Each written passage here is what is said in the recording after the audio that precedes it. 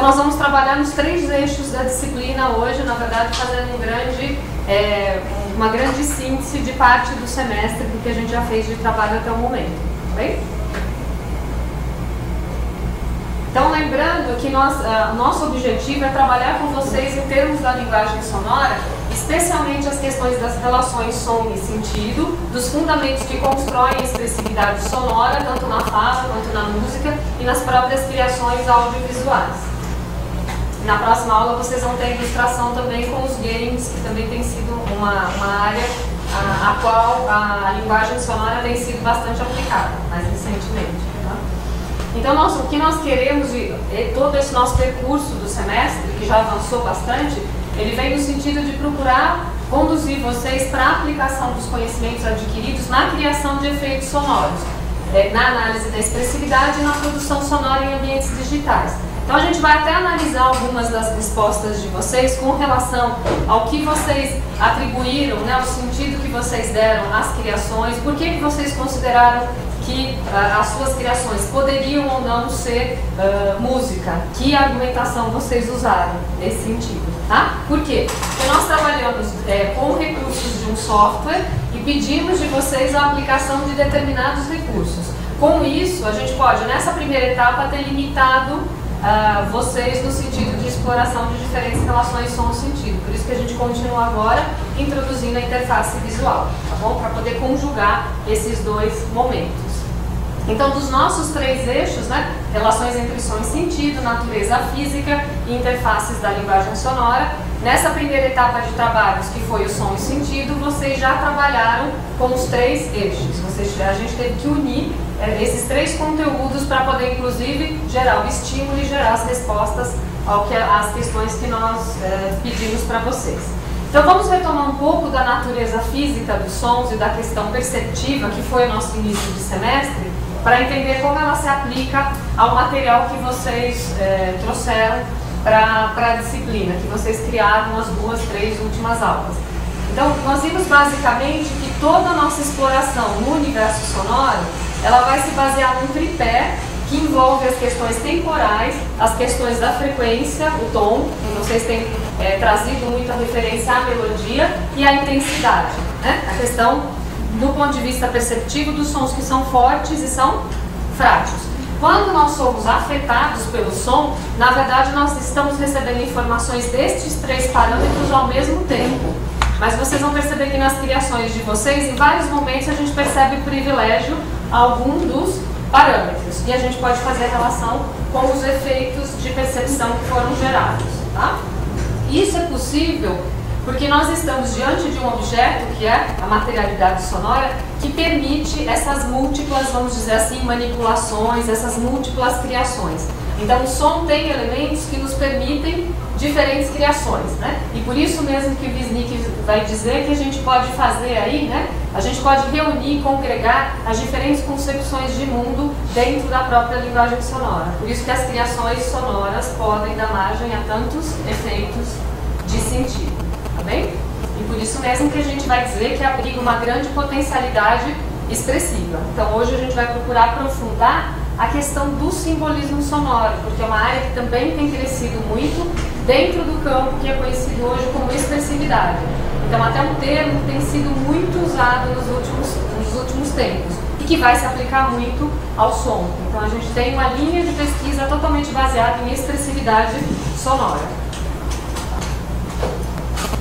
Então, a gente também trabalhou um pouco com o conceito do silêncio como um elemento também expressivo, e vocês exploraram isso nas criações som e sentido que fizeram. Então significa, vocês mesmos já referiram para mim que em determinados momentos o próprio som carrega um período de silêncio, isso é parte inerente lá da propriedade dele. Então, o Wisnik também traz esse ponto dizendo que a gente tem tantos ou mais silêncios quanto sons dentro do próprio som. E que a própria apresentação do som, ela vai mostrar sempre esse lado. A possibilidade de som versus a ausência sonora. Né? E é nesse contraponto que muitas das criações vão ser pensadas. E que isolados de ruído externo, nós escutamos no mínimo o som grave da nossa pulsação sanguínea e o agudo do nosso sistema nervoso. Que essas experiências estão baseadas aí em projetos de paisagem sonora, como do professor Schaefer, né? Em explorações aí realmente entre som e sentido, som e silêncio. A partir de uma foto foi criada uma partitura.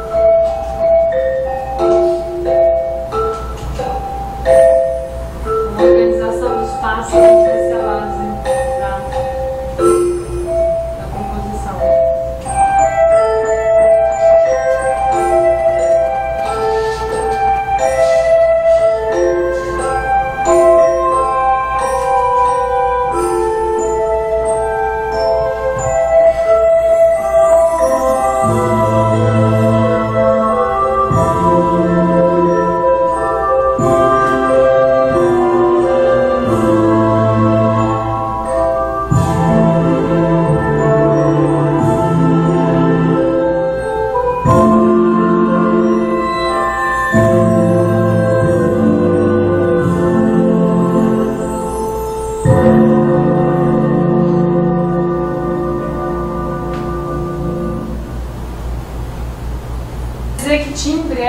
Supraestrutura, né, característica de um som que distingue um instrumento do outro, na mesma frequência e amplitude.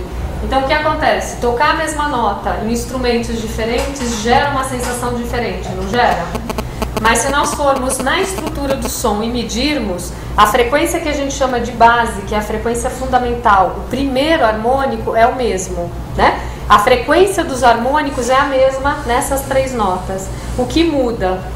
Muda como esses harmônicos são amplificados dentro desta cavidade. Então por isso que a gente começou a aula lembrando, olha, o som é estruturado em termos de frequência, intensidade e duração. Então para a gente poder entender qualidade sonora, é necessário também entender como esses elementos se arranjam dentro do som. Esse arranjo mais complexo, tá?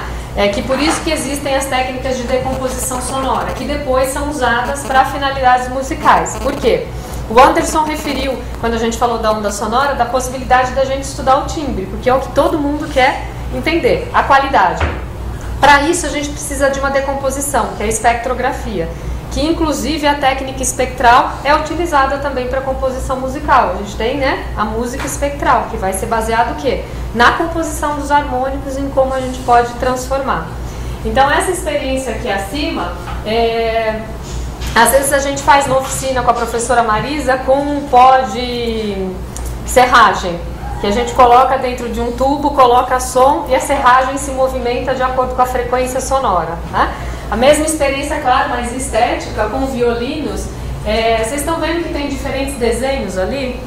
Então você tem uma estrutura como uma areia, um pó, né? E à medida que são tocadas diferentes notas, vocês têm um arranjo distinto da areia. Então o que está acontecendo ali? Uma organização em função da caixa ressoadora. E esses desenhos